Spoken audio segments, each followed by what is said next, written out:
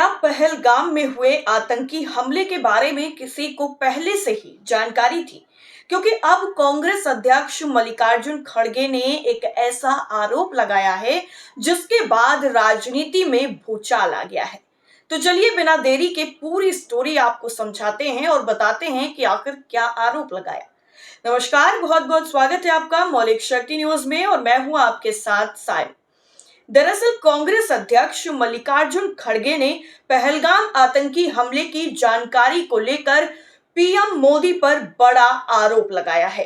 मल्लिकार्जुन खड़गे ने मंगलवार को एक सनसनीखेज दावा करते हुए कहा कि प्रधानमंत्री नरेंद्र मोदी को इस हमले की 3 दिन पहले जानकारी थी, लेकिन उन्होंने इसे सुरक्षा बलों के साथ साझा नहीं किया। खड़गे के इस बयान पर बीजेपी ने भी तीखी प्रतिक्रिया दी है और कांग्रेस अध्यक्ष को आधुनिक मीर जाफर करार देते हुए माफी मांगने की मांग की। दरअसल मल्लिकार्जुन खड़गे रांची में संविधान बचाओ रैली को संबोधित कर रहे थे।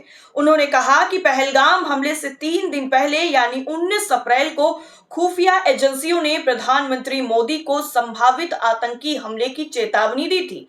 खड़गे ने यह भी दावा किया कि इस जानकारी के आधार पर पीएम ने अपनी श्रीनगर यात्रा रद्द कर दी, लेकिन इस खुफिया जानकारी को पुलिस, सुरक्षा बलों या सीमा सुरक्षा बल के साथ साझा नहीं किया गया।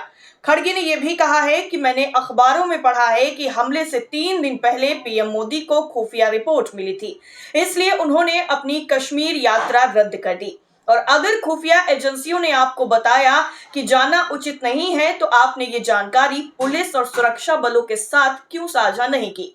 दरअसल 26 लोगों की जान चली गई, क्या सरकार को इसकी जिम्मेदारी नहीं लेनी चाहिए?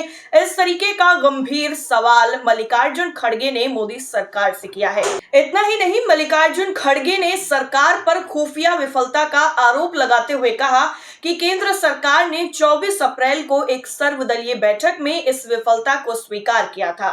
खड़गे ने यह भी सवाल उठाया कि अगर सरकार को हमले की आशंका थी तो पहलगाम में पर्यटकों की सुरक्षा के लिए पर्याप्त इंतजाम क्यों नहीं किए गए? 22 अप्रैल को जम्मू कश्मीर के पहलगाम में आतंकवादियों ने पर्यटकों के एक समूह पर अंधाधुंध गोलीबारी की। इस हमले में 26 लोगों की मौत हो गई।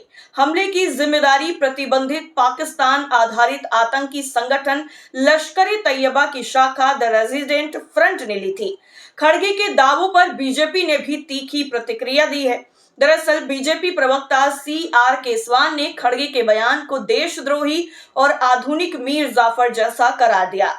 उन्होंने कहा कि खड़गे का पीएम के खिलाफ ये विषाक्त, आधारहीन और अपमानजनक बयान निंदनीय है। अगर उनके पास कोई सबूत है तो उसे पेश करें, नहीं तो बिना शर्त माफी मांगे। इतना ही नहीं, केसवान ने यह भी आरोप लगाया है कि कांग्रेस का ये बयान पाकिस्तान के नैरेटिव को मजबूत करता है। उन्होंने कहा कि जब पूरा देश पाकिस्तान के खिलाफ एकजुट है तब कांग्रेस क्यों उसी नैरेटिव को बढ़ावा दे रही है जो पाकिस्तान चाहता है।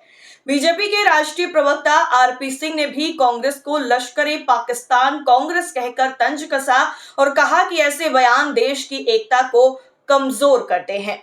वैसे आपको बता दें कि इस पूरे मामले को लेकर ये पहली बार नहीं है जब विवाद हुआ है। इससे पहले भी पहलगाम हमले को लेकर कांग्रेस के बयानों पर विवाद हो चुका है।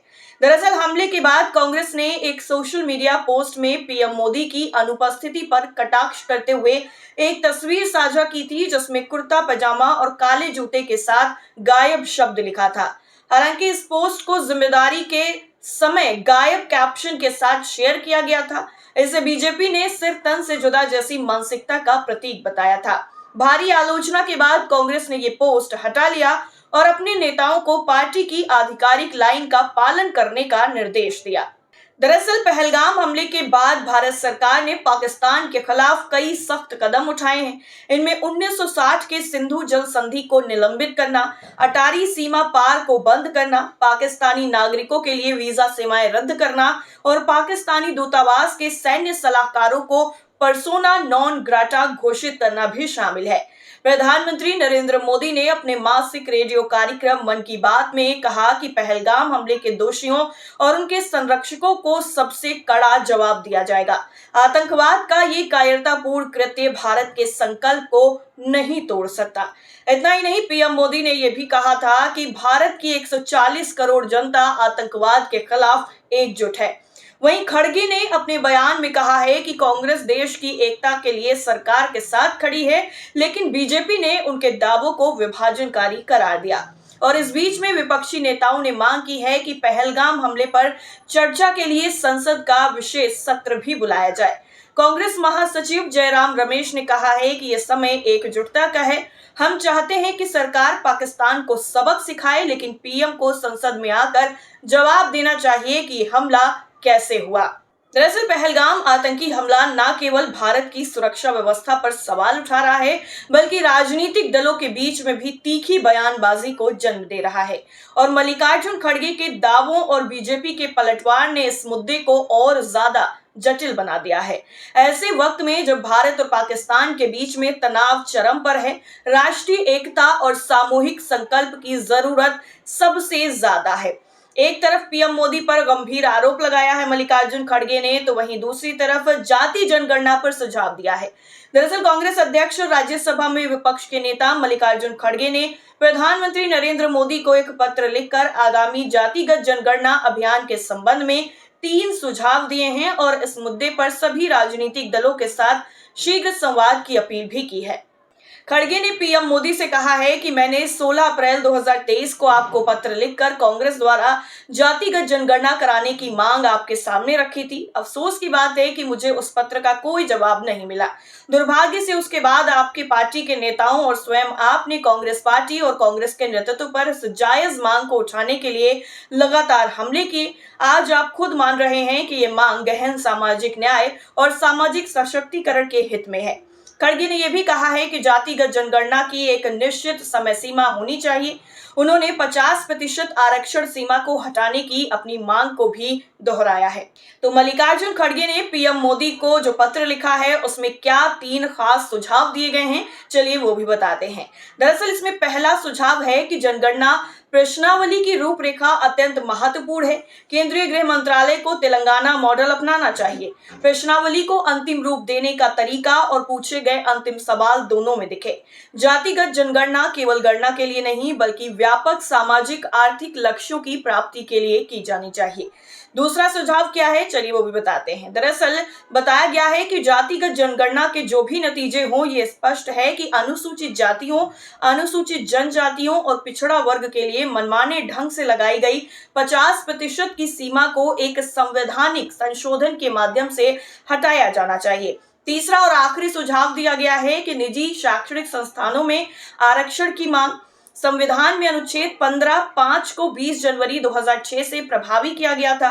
इसके बाद इसे सुप्रीम कोर्ट में चुनौती दी गई और लंबी सुनवाई के बाद शीर्ष अदालत ने 29 जनवरी 2014 को इसे बरकरार रखा। यह 2014 लोकसभा चुनावों के लिए आचार संहिता लागू होने से ठीक पहले की बात है। ये प्रावधान अनुसूचित जातियों, जनजातियों और ओबीसी के लिए निजी शैक्षणिक संस्थानों में से आरक्षण प्रदान करता है। इसे लागू किया जाना चाहिए। यानी कांग्रेस ने अपने पिछले शासनकाल में इसके लिए तैयारी की, लेकिन फिर सरकार बदल गई। खड़गे ने लिखा है कि जातिगत जनगणना जैसे किसी भी प्रयास को जो पिछड़े, शोषित और वंचित वर्गों को उनके अधिकार दिलाने का काम करता है, किसी भी रूप में विभाजनकारी नहीं माना जा सकता और ना ही माना जाना चाहिए। उन्होंने ये भी कहा है कि हमारा महान राष्ट्र और हमारे विशाल हृदय वाले लोग जब भी आवश्यकता पड़ी है एकजुट होकर खड़े हुए हैं, ठीक वैसे ही जैसे हमने हाल ही में पहलगाम में हुए कायराना आतंकी हमलों के बाद किया है। दरअसल एक तरफ मल्लिकार्जुन खड़गे के बयान के बाद जो उन्होंने पीएम मोदी को लेकर दिया है और उन पर आरोप लगाया है, उसके बाद जमकर सियासत हो रही है, तो वहीं दूसरी तरफ उनके जातिगत जनगणना पर दिए गए सुझावों को लेकर भी चर्चाएं तेज हो गई हैं। इस खबर में इतना ही। फिलहाल के लिए आपकी राय क्या है, कमेंट करके जरूर बताइए। नमस्कार।